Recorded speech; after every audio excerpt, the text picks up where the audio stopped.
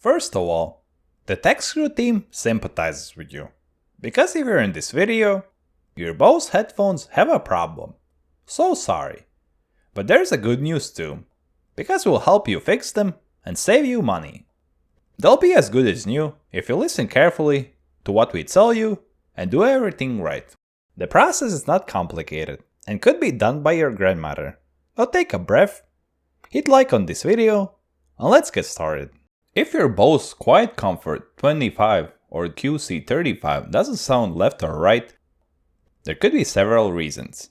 Today we'll show you how to repair Bose Quietcomfort using speaker driver replacement. If one side of your headphones occasionally works, then you know it has a bad speaker. You need to fix it. Alternatively, if your headphones are pressed against your head and the sound works then, you also know that your Bose headphones have been damaged. Broken speaker.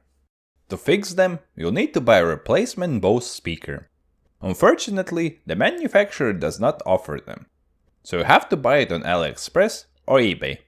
The best thing is that 99% of the time you can tell it from the original after replacing it. However, you are in the Techscrew channel who recommends to change both speakers to make the sound perfect on full 110%. For this job, you also need some DIY tools, a hot gun or hair dryer and some flexible glue. Usually all these things can be found in Grandpa's nightstand. When you're ready, we can start by removing the ear pads.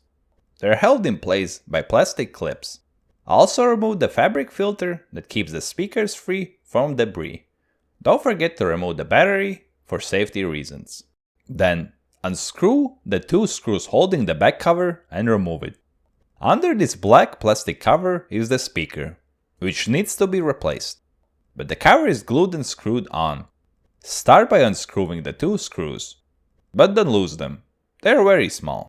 Use painter's tape to cover the electronics so that they do not get too hot. As to remove the plastic cover, you also need to heat it so that the glue stays soft.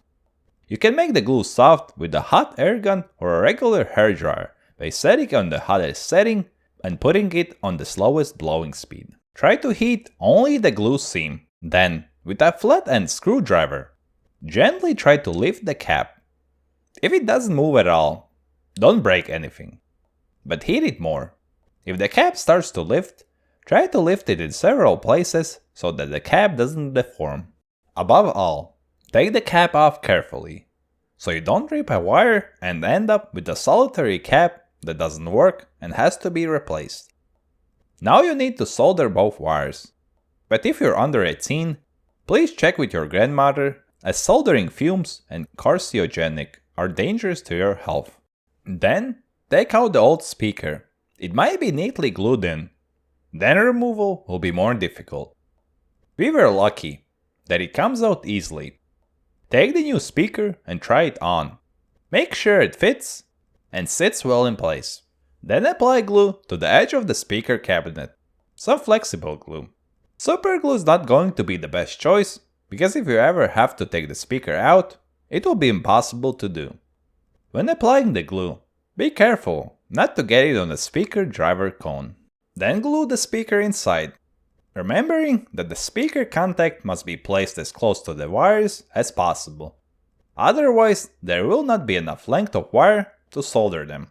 Once the speaker is in place, solder the two wires. Most importantly, correctly. Plus to plus, minus to minus. Then you can put the plastic cover back on. Fit it neatly and accurately in place. Press it down so it sits nicely in the old place. Then check with a multimeter that the wires have not come loose and everything is okay. In the next step, heat the connection point of the cap with a hot air gun or a regular hair dryer so that the glue stays soft and sticks together well.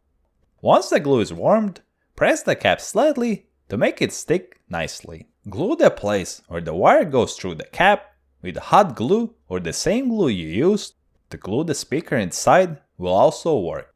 This place must be sealed so that no air can pass through. Remember to screw the two screws back in. Take off the adhesive tape and screw the cover back on. Tighten both screws securely, but with feelings. Glue the fabric filter back in place and put the ear pad in place. It needs to be hooked behind the little caps. If it doesn't fit, click on More from Techscrew, and there will be a detailed video on changing the pads and putting them back on. All that remains is to put the battery in properly and you can test it.